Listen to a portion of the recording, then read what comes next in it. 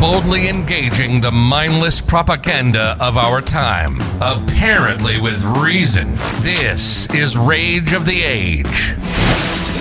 This is Rage of the Age, and I have with us two guests today from Down the Middle, a political podcast. I have Justin Siegal, who is a conservative, and Rob Leifer, who is a liberal. I want to introduce to you them today. Justin and Rob, welcome to the show. Thank you for having us. We're so happy to be here. Yeah, really happy to be here. Thanks for having us. And I'm glad you're here. This is a neat forum to take on things because we have various viewpoints from the left or the right or the conservative or liberal. Of course, you all told me you had some fancy designations for, I'm the classical Republican, right.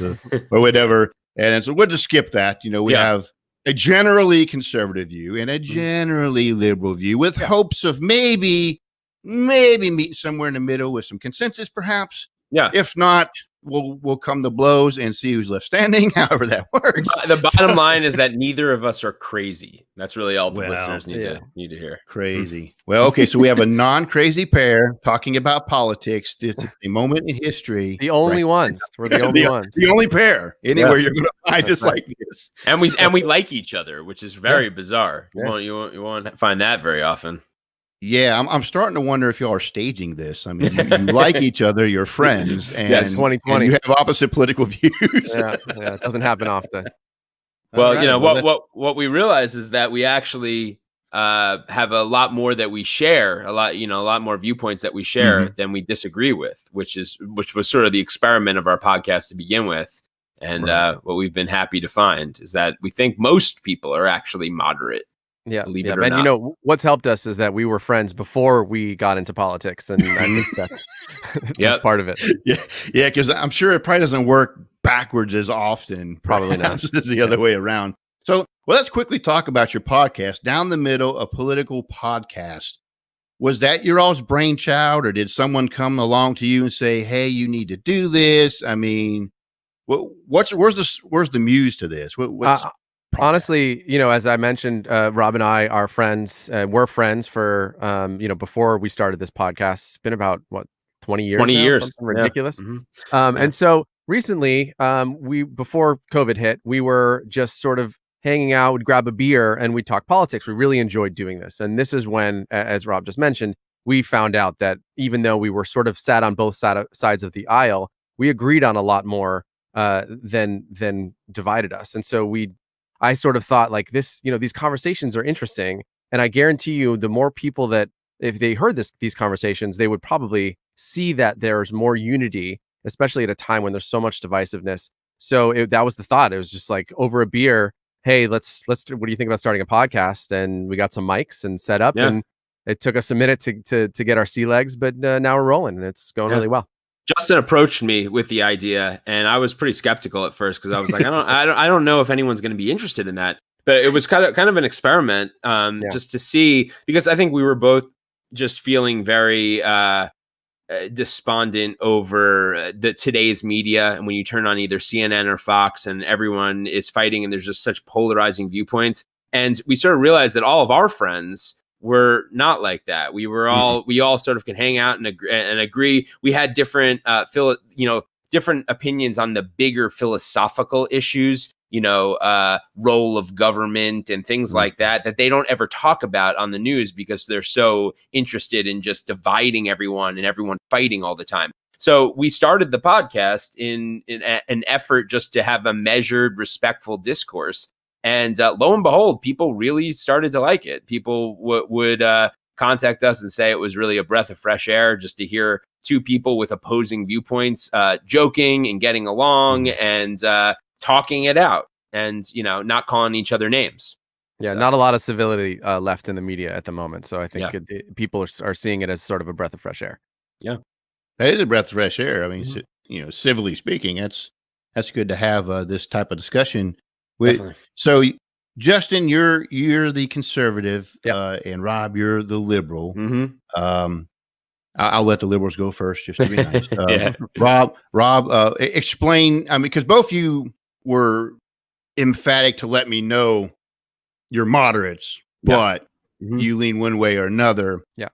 So I'm going to probably guess you're not to one extreme or another, but you have some leanings one way or another. So, Yeah. Rob, why don't you go ahead and explain your position, Andy, and Sure. Justin, you just come in behind him. Mhm.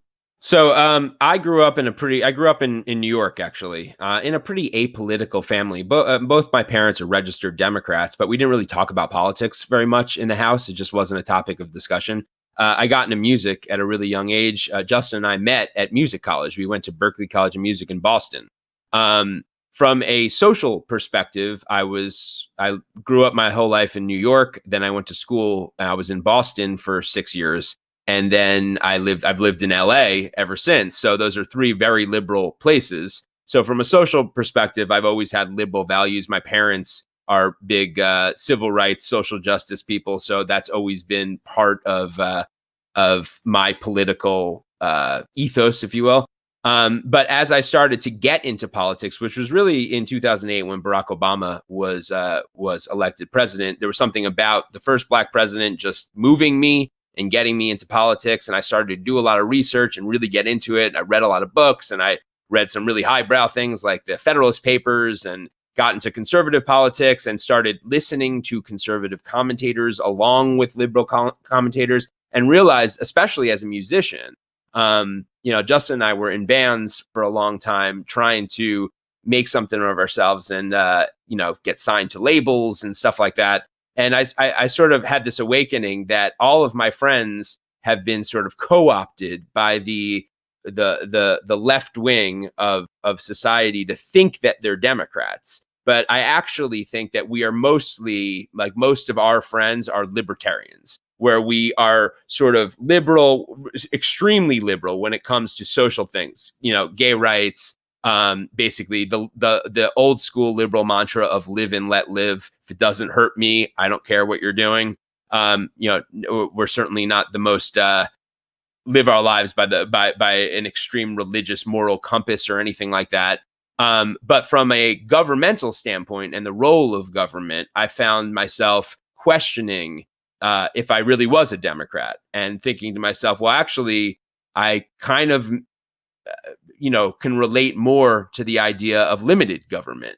And so then I started thinking, well, I'm really not a classic Democrat. I'm somewhere in the middle. I probably would call myself a libertarian, although I break from a lot of the libertarian classic lines. Like, obviously, I believe we should have seatbelts. And I believe we should have driver's licenses. And I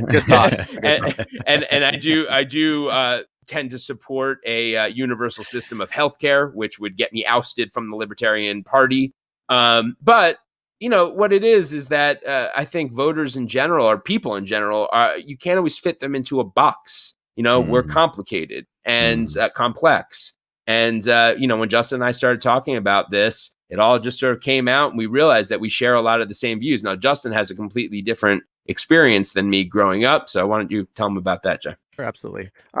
My political awareness started at a pretty young age. My father was always, he was in real estate, both commercial and residential. And because, there's obviously a lot of regulation that plays into that, he was always involved in local politics and knew all the politicians. And so that always got me interested. He ultimately, one of his business deals with a number of partners, purchased a large piece of property in Boca Raton that was the birthplace of the PC, the old IBM campus. And that put him on the radar of then Governor Jeb Bush. And because my father was he was a big player in the Jewish community as well down there, Jeb introduced him to his brother, who was running for president, and my father and W. Bush 43 became close friends. And my father ended up working in a number of positions in the administration, a number of appointments, first to OPIC, the Overseas Private Investment Corporation, then in the UN under Bolton, and then finally he worked for W as the ambassador to the Bahamas. So I always had a vested interest in politics. And in studying my position, I always aligned myself with the Republicans. I never felt that the social issues that Rob mentioned, for example, should be privy to legislative overreaching. And fiscally, I've always been a conservative, believed in limited government, I'm pro small business. All of these things align me very staunchly in the right. However, when the Tea Party started to encroach on the Republican Party, I began to get turned off. And, since that's devolved into, let's call it the Trump Party, that disillusionment's continued, and that's sort of why I call myself a moderate and sit closer to the center. Yeah, I'll add one more thing and just say that similar to Justin and the Tea Party sort of turning him off to that wing of the Republican Party, I had the similar experience with the Bernie Sanders movement and that whole super progressive AOC, really liberal thing that was going on. Where I believe in capitalism. I call myself I call myself a progressive capitalist. I also like to call myself a liberal against leftism. Because and there is a big difference. There is a big difference between liberalism and leftism. Yeah. Liberals are for the exchange of free thought and opinions and being open about what you believe and not canceling people. Classically. Leftists, classically. Yeah. Leftists, today's leftists at least, are almost sort of a fascistic wing of the Democratic Party, which I don't think represents democratic values. And that's it. That's another facet of this whole thing. Yeah. You both bring up an interesting, the current trend of things is most people don't want to say they are even in one party or another, For sure. but they favor one. Mm-hmm. Mm-hmm. They all say they're moderate and in the middle, but really they're not. And so they're going to be one direction or another on something. Yeah. And I forget who made this statement, but I think it was you, Rob, that said that most your friends are mostly libertarians, not Democrats. I think so. And I don't know if they would admit that. I have challenged some of them. And the analogy I always use as all my friends are artist people. And the analogy I always use is like, think of the record label. The sort of classic struggle between a musician and a record label is the same struggle between the citizen and the government. You want more freedom. You want more artistic freedom. You don't, for 50 years, we've heard about musicians who hate their label and they want more artistic freedom, not less. And I think if you really challenge a lot of my artist friends, if I sit down with them and say, you actually are a libertarian on the role of government. And if you use the analogy of the record label as the government, they sort of get it. But I think, again, the left has sort of bullied these people into being Democrats because there's no other choice. And you brought up a good point. A lot of people are in the middle, but vote one way or another because there's no other options. You I'm not going to vote on the libertarian ticket because there's no chance of them winning. So I'm going to vote Democrat, and Justin's typically going to vote Republican, and that's how it is. We live in California, so what does it really matter? Doesn't matter. Well, we would hope one day it might. I mean, who knows? Yeah, you might have a free election sometime in California soon. We'll see. No, but. Because the thing with the Libertarian Party, and this is not even what we're supposed to talk about yet, but I find this intriguing, is in the Libertarian Party, I guess you could say you have conservative and liberal sections within that party. For sure. So it's not like it's a legitimate, well, I don't want to say legitimate, a viable third option, if you will, for those who are, not having to be one side or another. Right. The middle camp itself is like divided, and not united on some principles. It's true. It's true, and it's just not. It's not realistic that we'll ever have. Or I mean, never say never, but at least right now, we will not have a libertarian party that is, we have a two-party system. That's just the way it is. It's not going to change. And so, if you're an independent, you can split the ticket when you vote and vote for issues that you care about and that are conservative, and vote for issues that you care about that are liberal, and sort of that's where you live, but there's no party that's going to represent you. And I sort of feel like we're living in a four-party system within the two parties as well. I mean, you talk about Rob and I, we're closer to the center. I don't think that we'd be classified by what's quickly becoming the base of both parties. Yeah, right. Absolutely. Well, the base of both parties. I always like to think of it in this term, if I use the illustration of the parliamentary system like the Brits have, and others who have copied their parliamentary model, is they do their coalition after the fact. Like somebody wins an election, it's like, oh, I better make people like me now to solidify my position or I get thrown out. Whereas we tend to front load that because once our election is done, that's it. So these alliances are sort of, I guess, forced, and it's going to end up, I think, instinctively into two camps, for or against something. I mean, that's basically what it's at. So speaking of those two camps and, where it's going to go, let's let's look at our first initial polarization topic of the Supreme Court justice. Yeah. With the seat that is now open, just maybe 40 some days before the election. Yeah, pretty insane. And this is the third justice that potentially Trump could have put onto the Supreme Court. Yep. So, what are y'all's take? I mean, we don't need to discuss. Okay, she died and that started. We know that, but I mean, looking into the future, what are your takes on where we're heading with this? Wow, you want me to take it first, Jeff? Sure, go for it. Okay. I'm probably going to agree with you. So go ahead. Yeah. Well, first of all, I will say this. Republicans, for a long, long time now, their two biggest pitches to their base have been, if you vote for us, you're going to get the conservative justices and you're going to get the tax cuts. Those have been the two big things. Yeah. What we've sort of realized is that the tax cuts, you usually do get a tax cut when there are Republicans in office, but I would say it's not a life-changing amount. Most people in the middle might save $1,000 or $2,000 a year on their taxes. It's not going to change their lives. So I think the conservative justices have become the really big thing for conservatives. And frankly, the Republicans always promise they're going to get the conservative justices, and then they get the conservative justices, and they don't end up voting the way that they were supposed to.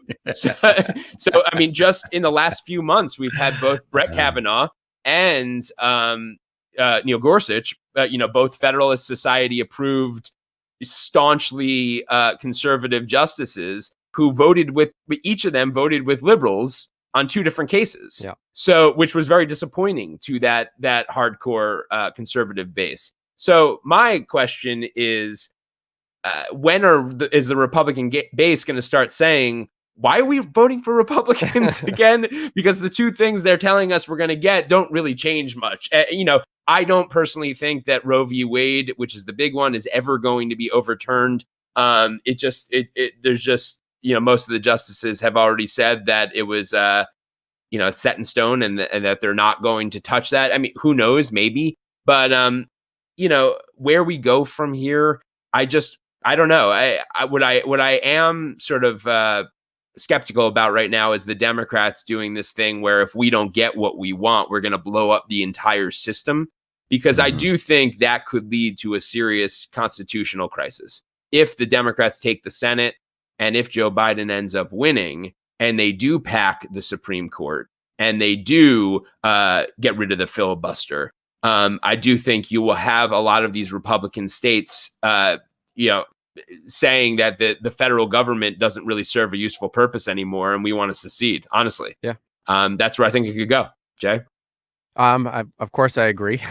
Yeah, I really do. I agree about Roe v. Wade. And by the way, if Roe v. Wade was overturned, guess what? Doesn't matter. It reverts to the states. So you're still going to have states that allow abortion, and the states that people are in that are generally for this they're going to be in states, California, New York, the states that are blue, they're going to allow abortion. So everyone's screaming about, I saw AOC who put out an Instagram post about the Supreme Court seat. And I wanted to write to her, please go read a government textbook, because she's talking about climate change and reproductive rights. Well, guess what? The Supreme Court's not supposed to be a political body. The original intention is to interpret the Constitution, which is a legal document, period, end of sentence. So I don't understand. And much to Rob's point again, why, when the president is acting constitutionally and the Senate is acting constitutionally, are the Democrats threatening to upend the Constitution? It's all because of the Merrick Garland situation. Yeah. And the truth of the matter is,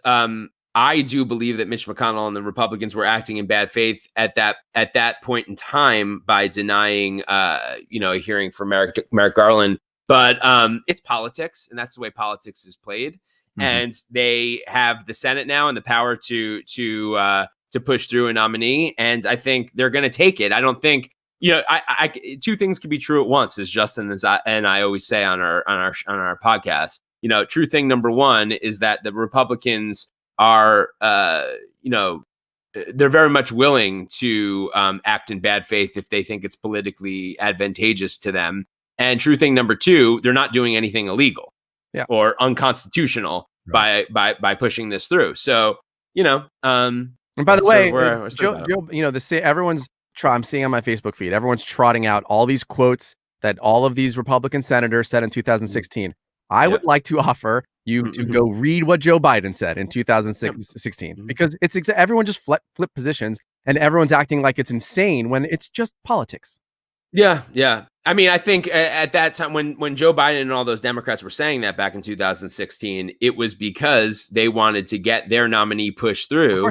And Mitch McConnell was the one who sort of changed the rules and said, no, it's an election year. We're not going to do that. Now he's reversing that, which the bottom line is that I understand why people are pissed off about this. I mean, I think there's something there to be pissed off about. I also think it's within the norms of everyday political happenings. There's nothing unconstitutional about it. Or if you look historically, though, the Senate, right? They had a confirmation hearing 17 times when there was the same party Senate, right? It was more than 17 times. It was 29 times there was a vacancy for an election year, right? When you have a same party Senate, the Senate confirmed that nominee 17 times. When you had the opposite party Senate, which I think happened 10 times, they were confirmed twice. So this is not anything new. Wait, so you mean this hasn't been done before? Yeah, exactly. Where one side's trying to stiff the other on what they're trying That's to my do? point. It's politics as usual. I listened to Ben Shapiro, the famous conservative commentator. I was listening to his show today, and he was saying how Mitch McConnell actually made a mistake in 2016 by not saying or by trying to make a sort of cute excuse for not having Merrick Garland by saying, oh, it's an election year. What he should have said is, we have the Senate and we don't like Merrick Garland. Right. Simple as that. And it, more honest. Right, it would have been more honest. And then that would have prevented this talking point from the Democrats that, we can't do this in an election year. Right. Because it's their job to advise and consent. It has nothing to do with whether it's an election year or not. That's the gig. Right. The bottom line is elections have consequences. They always do. But I hope you're enjoying today's episode. If you really like Raise of the Age, we will encourage you to leave a review on the platform that you're listening to. But especially if you would like a copy of my book, Not in the Wind, Earthquake, or Fire, which is a first-hand account of my second deployment to Iraq, and it's filled with many spiritual insights. I'm going to give away 10 copies for free. And every week I will give out a copy for someone who leaves a review of this podcast. You can do that by going to Twitter, write your review, and then hashtag it Rage of the Age Now. Or you can go to Facebook, find our page, Rage of the Age, click the reviews, recommend us, and then write in your review. I hope next week to give away a copy of Not in the Wind, Earthquake, or Fire to someone who leaves a review. You're listening to Rage of the Age. Rage of the Age. Politics, religion, economics, and history with a conservative bend. With that being said, and that this is a normal political move. I mean, in my head, strategically speaking, strategery, right? Naturally, the Democrats are going, as a party, are going to want to try everything they can to prevent this nomination. So hoping to delay it in hopes that there'll be a switch in November, either in the Senate or the president or both. And then they have more leverage in the choice of the candidate. So it's not like they're going to go, well, you got us. I guess we'll just accept you. But my question is, though, when I looked at Neil Gorsuch, it looked like 3 to 4 months of a process to get him in. Brett Kavanaugh was a more bitter fight. Yeah. I had to look up who Gorsuch was again. That's how quiet that was in comparison to Kavanaugh, right? Yeah. And that was like a three and some. Actually, I have the number. I have the numbers here of every single judge that's sitting on the bench. If you would like them. We'll give it to a smart guy. What do you got? Ginsburg was 45 days. Kavanaugh was 89 days. Gorsuch was 66 days. Kagan 88 days. Sotomayor was 67. Alito 92. Roberts 32. Breyer 73. Scalia 86. O'Connor 34. And Justice Thomas, of course, is 107. Understandably, right. But they're varied, and there is a study on this. And the average is 2.2 months. Okay. Yeah. So we're looking at like right at the election. Yeah. So but then remember, there's the lame duck session right, because right. after the election, there's still going to be how long is it? 2 months nearly, or a month and a half, where they could push it through, and they will. Especially the Republicans are going to be pissed if they lose the election. Yeah. So, exactly. I don't think there's any chance at this point that the Republicans don't figure out a way to get their Supreme Court pick. I mean, they need how many? 3 Republicans to defect, or 4, and then well, Mike Pence counts as the alternate. But so they have Murkowski in Alaska, they have Susan Collins in Maine, who have both said they're not going to vote for the nominee. And Mitt hasn't spoken up yet, huh? Mitt hasn't spoken up yet. Grassley said he would. He was the other one that was going to be on the fence. So it's close. As usual, razor slim margins here. It's razor slim, but it's also I'm more cynical of people than they say things to appear I'm partial or I'm in the middle, whatever. You're not. And then and then when it comes down to it, oh, look who you voted for. Surprise, right? But I think they have the means to do it. I'm just wondering. Personal the politics. Democrats are not just going to let it happen. And with the attacks on Canada that I saw, do you see a more nastier attempt at this point to try to? Oh, it's only going to get nastier from here. Well, see, but the thing is, there's just not much. I mean, already the only thing they have on Amy Barrett. What's her middle name? Amy. Hold on, I have it here. Let's get it right. I have it here. Hang on, 2 seconds. 2 seconds. Amy Cohen Barrett, is it, or it is? That's the.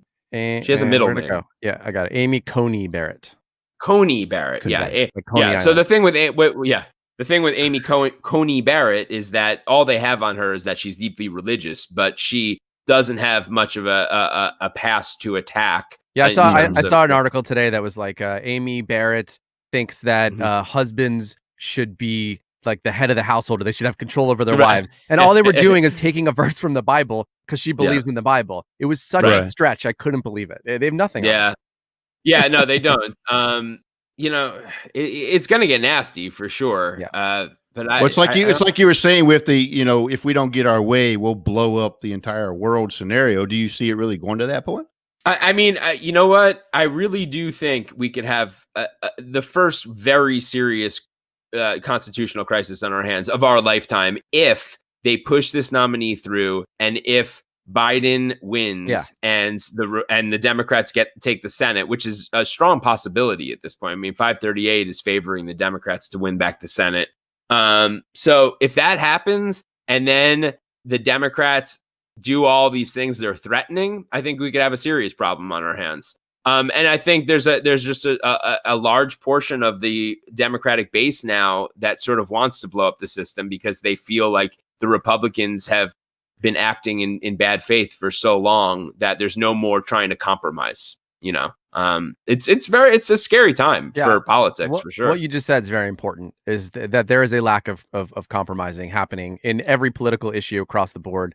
And when that happens, anything could go left or wrong. Right. And, I heard somebody, I think it was Dennis Prager today, say if Biden was really smart and savvy, what he would do is he would sit down with Mitch McConnell and say, listen, if I become president, I'll make sure the filibuster stays, and that's going to be a nine justice court. And we won't do any of, and all you have to do in exchange is wait until the election to push through your nominee. Mm-hmm. And who knows? Maybe that would be because I think that would be a way for Mitch McConnell to at least say, okay, let's just wait, see what happens. And at least then we know we're not going to blow up the entire system. See, well, the thing is, like, I think you have to take it further. I think you have to. I agree with you that a meeting like that would save this situation for sure and de-escalate everything. But I think you'd have to pick the nominee because what you're saying is terrorism, essentially. I think Shapiro said this as well. It's extortion. Yeah. And if that precedent gets set, like every party is going to do that from here on out. I know. Yeah. Well, that's in essence what we're talking about is precedent. Over the years, everything we're talking about, like the whole bad faith thing, is like that's not a one-side issue. Mm-hmm. These constitutional crises are not a one-time event in my mind. They've been escalated more and more, and it's just whoever gets away with it is like cool with it, but then they're upset when the other side does it, like they're not going to. Yeah. You know? And to me, it's more of a question of, can we rein in ourselves to a republic, or are we just going to go straight for power power grabs? Because in essence, that's what the Supreme Court justice means. It's a power grab because it's been used in a way to basically was never meant to be. Push, no, that's whatever, right. I'll just push it right through and I'll make this arbitrary law, and if they agree with it, it's the law of the land. Like, so you're avoiding the whole mechanism of making an amendment to the Constitution, which is supposed to be more thorough. Yeah. But all you need is a majority vote, and you can bypass it. Well, that's why this is a big fight. What we need is a Supreme Court to preside over. Supreme Court. With people who won't do that. Can we find that? I think that's called God, Justin. Oh yeah, fair. I might agree with you there, Rob. I mean, the truth is that the court was never intended to be a legislative body, and unfortunately, both parties have ambitions to use the court as a legislative body, and that is not constitutional. Yeah. So. Yeah, we are in constant constitutional crisis. Yeah, whether it's a third term or the this situation, or I mean, it's just one after the other. Vote by mail, it's all bad. Everything. Yeah, but so do you really believe there's going to be secession? There's going to be states saying, "I'm out of here." I mean, I don't necessarily agree with that because our states are not as thoroughly organized to one party or another like it was in our member of the Civil War. Yeah, you'll have states in half. It's one city here, one city there. I mean, could be. I mean, here's the biggest thing that the Democrats are talking about in terms of blowing up the system is adding Puerto Rico, Guam, and there's one other territory, right, that they were talking about. Well, they talked about having DC. DC, right? I'm sorry. Yeah, I should have thought of DC first. DC, Guam, Puerto Rico, and those would all be Democrats. That would add 6 more Democratic senators, which would change the makeup of this country irreparably forever. Yeah. And I think if these things happened, and then you're packing the court, so conservatives are never going to get what they want ever again, and then they're getting rid of the filibuster. I think there would be a very real possibility that people in Texas would say about it, Texas. I'm not going along with this anymore. People. Right. No, I'm saying like people in deep red states, like I don't know, Mississippi, are going to say, "What is the federal government doing for us?" And I think you're going to have a push for elected officials in those states to say, "We're out. We're not. This is not meeting. This is not what we signed up for." So could that happen? I don't have a crystal ball, but who knows? It seems like this year anything could happen. It really feels that way. You ain't kidding. There's so much outrage over Trump and so much anger that anything is possible. Like, honestly, the whole issues of state right versus federal prerogatives flip flop too, depending on what you want, what you need. Because we just want to talk about the riots here. So like in those states, they're like, we don't want no federal help. And it's only because of who was attached to it. Otherwise they might've been like, come on in, who knows? But all of a sudden now it's all about state and local authority, but then they'll turn around and use federal authority to enforce something else they want.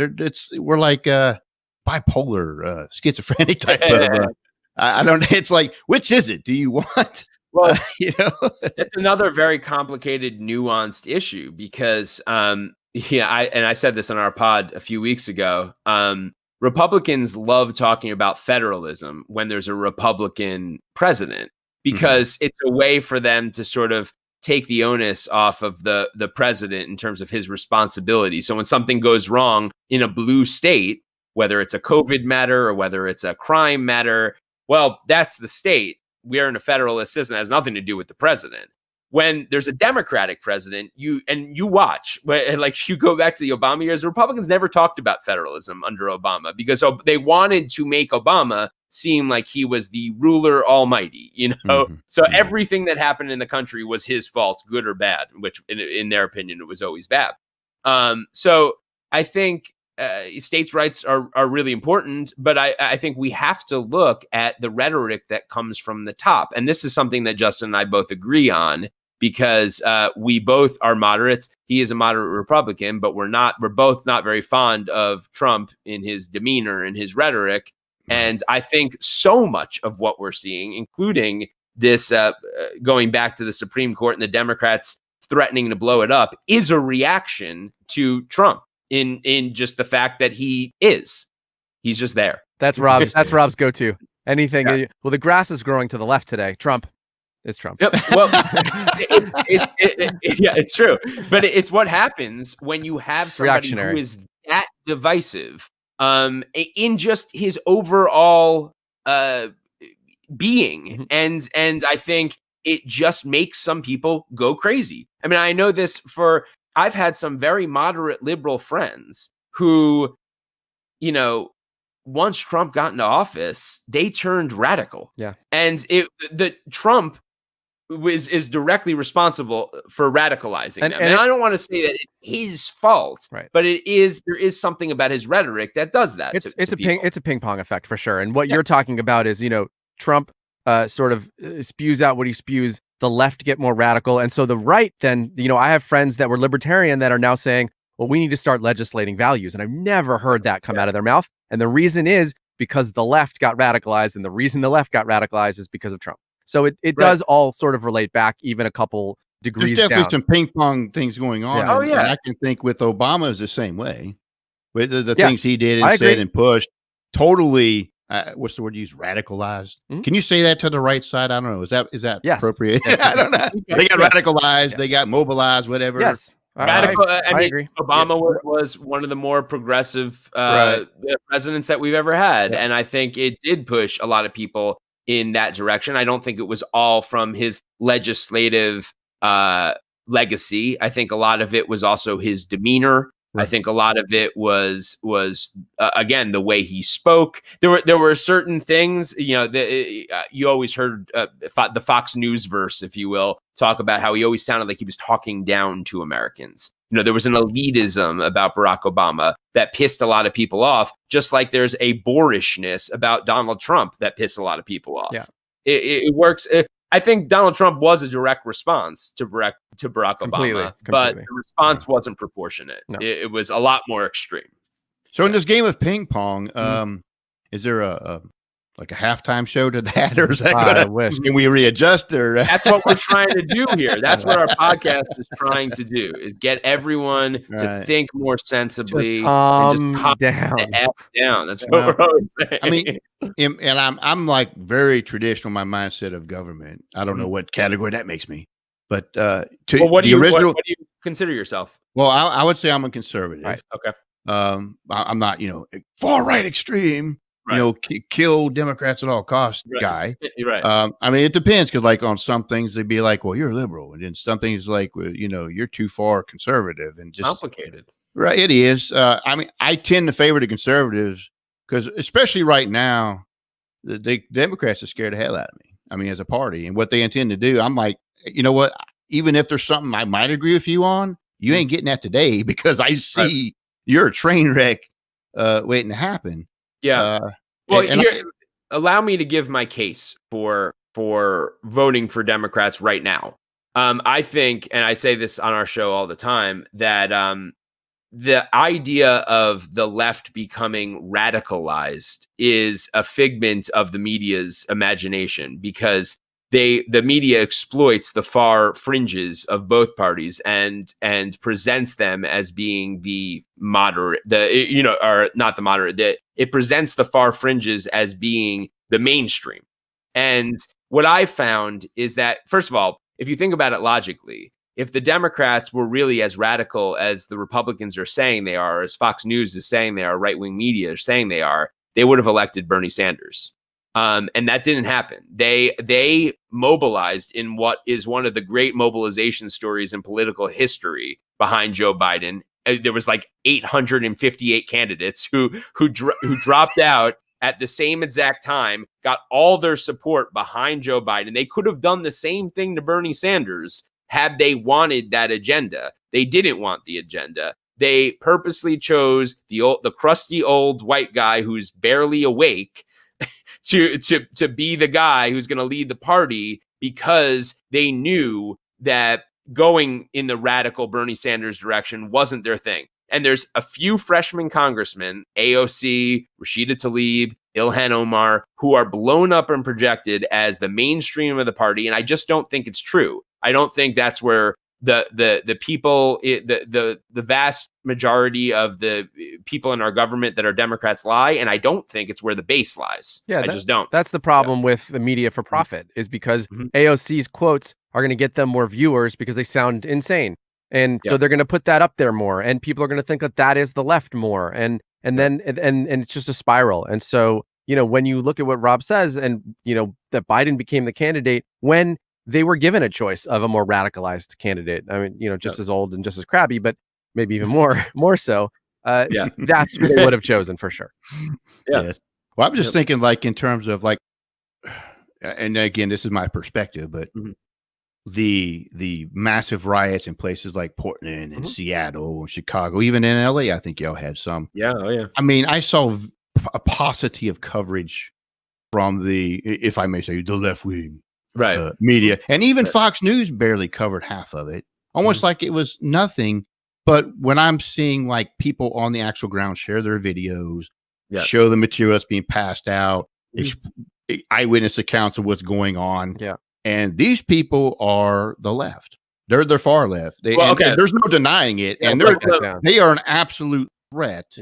Yeah. That to me, anyone should be against, but it's like everyone's silent.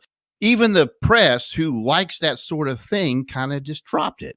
I'm kind of curious as, that makes me suspicious of many things. Let me give you my take on that. What I think is that, first of all, you're talking about vigilantes and anarchists, and you could say that they are on the left. But what the Republicans and what the right-wing media has taken to do is just called blanket criminals Democrats, and they've been doing that for a long time. If you commit a crime, you're a Democrat, unless it's a white collar crime, of course, then you're a Republican. But but the truth, there was this great piece in, I think it was The Atlantic, where they showed 3 of these riots in a single state in one day. It was like, I think they were all in Ohio, or no, it was Cleveland, Cincinnati, and like Akron or something. And they were like these big riots that were happening. And they showed that there was a group of 4 guys that had attended all 3. And they were the ones causing all of the destruction. And they had pictures and like comparing them and all 3.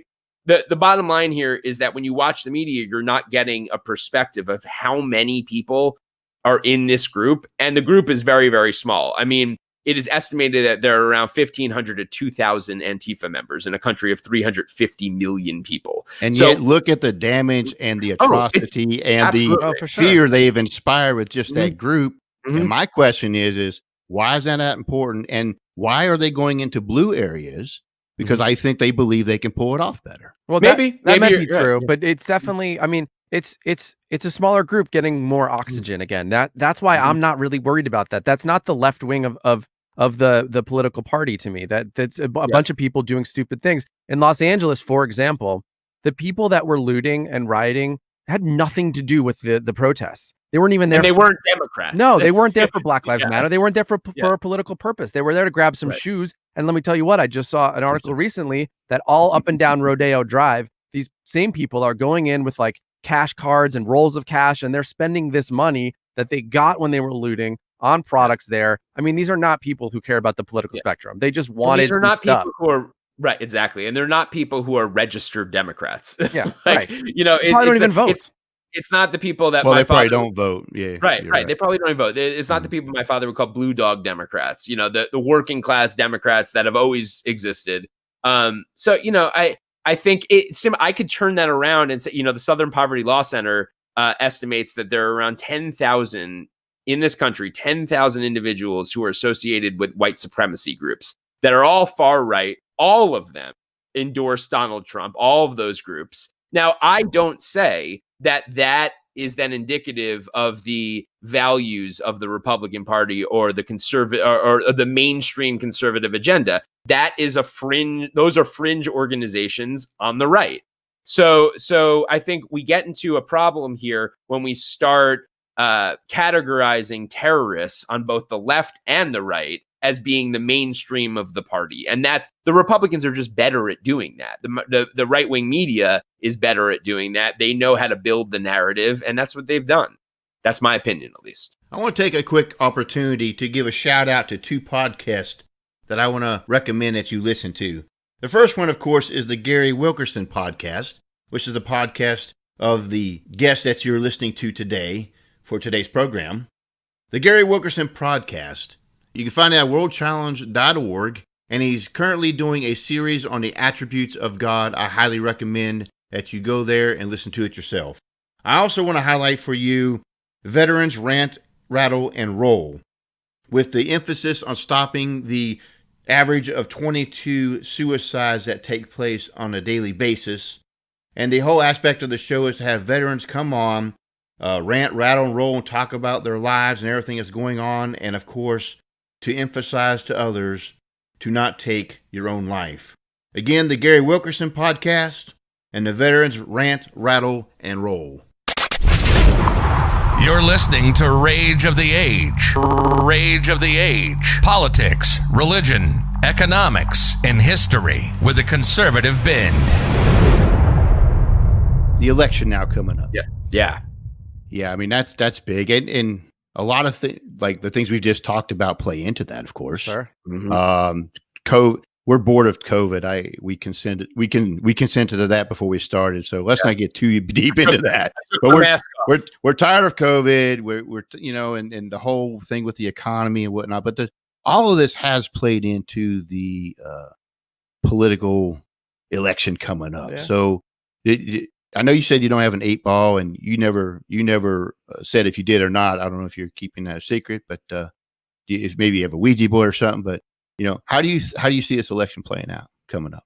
Well, you can't trust the polls. We saw that with Clinton. People that typically are voting for Trump talk about the silent majority, and it's become this ridiculous thing that they say. But there is truth to that statement, where people are not speaking out that they're voting for him. I mean, I think they're more outspoken now than they were in the last election. But I do think there's still a silent majority, like you pointed out very succinctly. There's only 2 ways you can go here, and so I think that there's a shot that Trump wins this. A pretty good shot. Oh yeah, there's always a shot. I will push back on that idea, Justin, that the you can't trust the polls. And yes, in certain instances you can't. Nate Cohen, who runs 538, they're that political analyst company that takes all of the polling companies and gives you sort of one figure. On election day in 2016, they were giving Trump a 35% chance of becoming president. And he got panned. Like, why did you get this so wrong? Yeah. And in all the interviews I heard with him, he was like, we didn't get it wrong. Trump was around 35% the last couple months. And that's a real, if there was a Las Vegas game that gave you 35% chance of winning, it'd be the best game in Las Vegas. Yeah, that's not an insignificant chance. That's a very good chance. And they had mapped out the paths for his victory, and he won. Mm-hmm. So I actually would dispute the fact that the polls were universally wrong. I think what we're seeing now, though, is that Biden is polling a lot better than Hillary was at this point. A lot better. I think Trump, it's an uphill battle for Trump. But who knows? I mean, we haven't even gotten to October yet. We got debates coming up. I mean, that's going to be massive. Yeah, the debate. So what do you?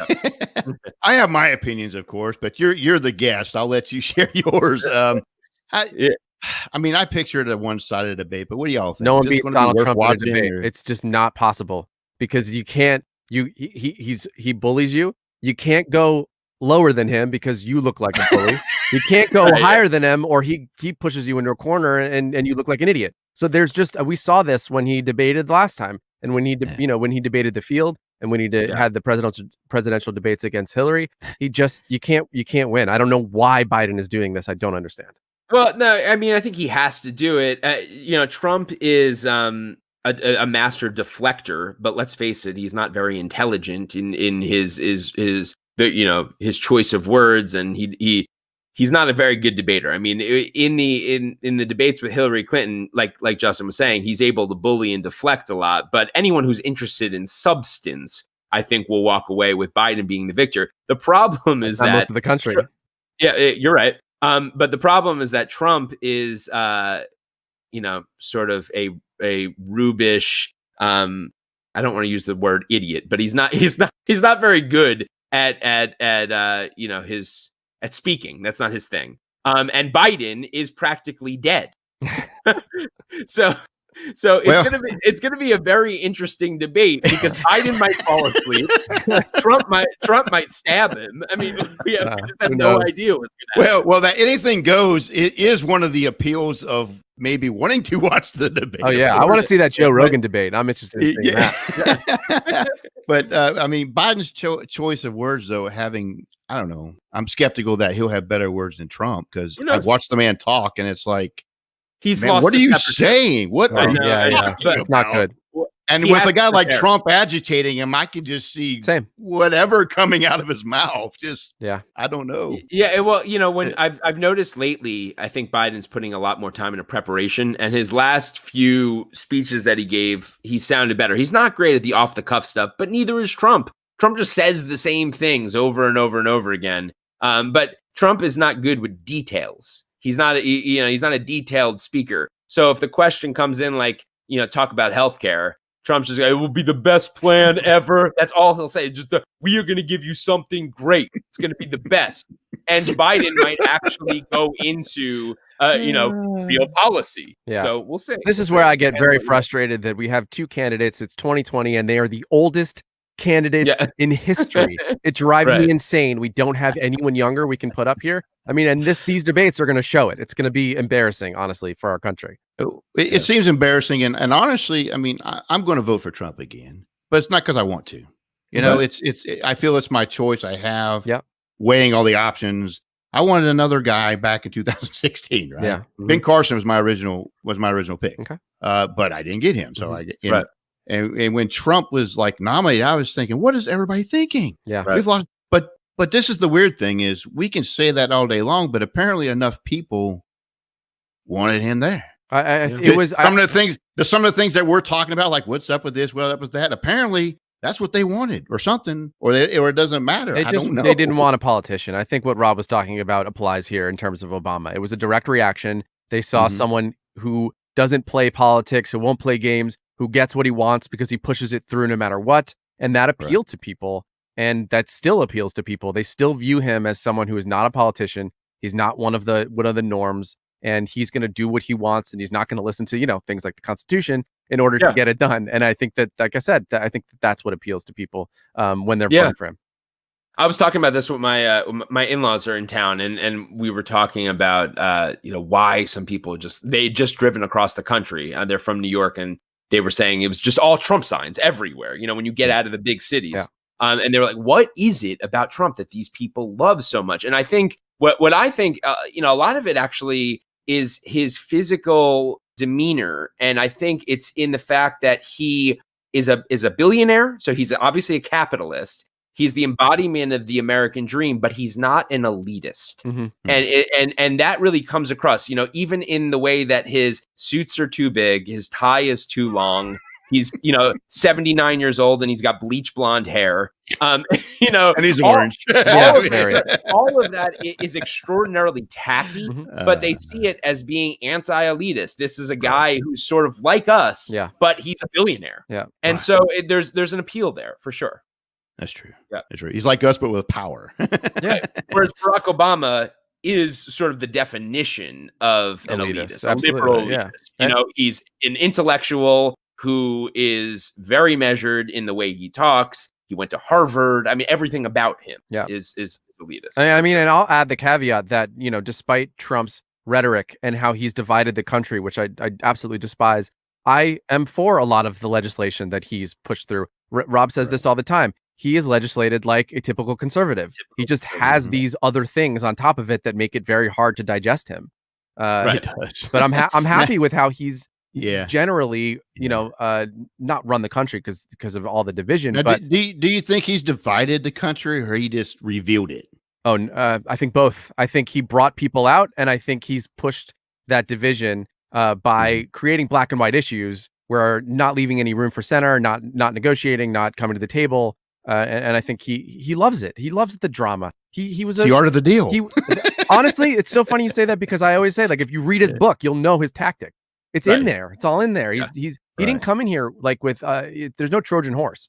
He came in here. He said what he was going to do. He did it, and that's what people like. And he did it the way that he lays out in his book. He's a reality show producer, and by the way, that's the thing he was most successful at. So he's going to do it here too. He loves the drama. He thinks it creates more votes for him. Right, and we shouldn't get on this tangent because we will be here for another 3 hours. But for me, also, the thing that's so unforgivable, just from my standpoint, I wasn't going to vote for Trump anyway because I can't stand Trump. But in the wake of COVID, and the way that I think he handled the whole crisis, and then recently with the Woodward revelations coming out, and all of those quotes that we now have on tape that he said in January, I do believe there was criminal culpability there on his behalf, on the behalf of his administration, and that would preclude me from ever voting for Donald Trump, even if he does get a third term, which he's trying to do. Remember, he keeps saying in all of his rallies, they should give us another term. Trolling. He's just trolling. Unless he appoints Axl Rose as his chief of staff, then you're voting for him.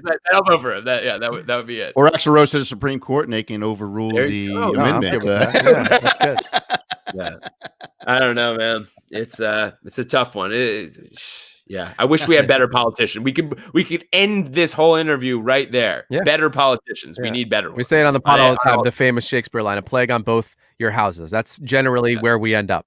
We could do better on both sides. And we're in a plague too, just to boot. We are. Well played. Well, let's see. Justin and Rob, it has been a thrill to talk with you today. It's an honor and a privilege that you came to have this segment with me. Thanks for having us. And I hope the best for your podcast, Down the Middle, a political podcast with Justin Siegal or Seigal or Rob Leifer. Can we give a little shout out to the podcast? Justin has a little bit he does. Yeah. Go ahead, brother. All right, cool. Yeah. So you can check us out at downthemiddlepod.com. That's our website. You can follow us on social media, Down the Middle Podcast on Instagram, Down the Middle PC on Twitter, and Down the Middle Pod on Facebook. And, rate, review, and subscribe on Apple Podcasts, Spotify, wherever you're listening. Give us 5 stars. And you can follow me at Justin Siegal on all the social medias, and Riz has his. Yeah, I am at Rob_Leifer at Instagram. I am the best looking Rob Leifer on Facebook, and that is because there's only 3 and the other 2 are like 80 years old. So just look for me, and I'm at Rob Leifer on Twitter, and that's it. And we also have products. You could go to our website and find our products. We have mugs that say "moderate change incrementally." That's us holding up little protest signs, and one of us says, "What do we want? Moderate change." Moderate change. And when do we want it? Incrementally. Yeah, and that's the thing. We want you to indoctrinate your kids into moderate values. Yeah. Cut. You all have rehearsed this before, I can see. So yeah. Justin, Rob's been a pleasure. Thank you so much. You've been listening to Rage of the Age. If you loved today's podcast, make sure to leave a review on the media you're listening through. Secure future episodes by heading over to rageoftheage.com and clicking the RSS feed button. Until next time, this has been Rage of the Age.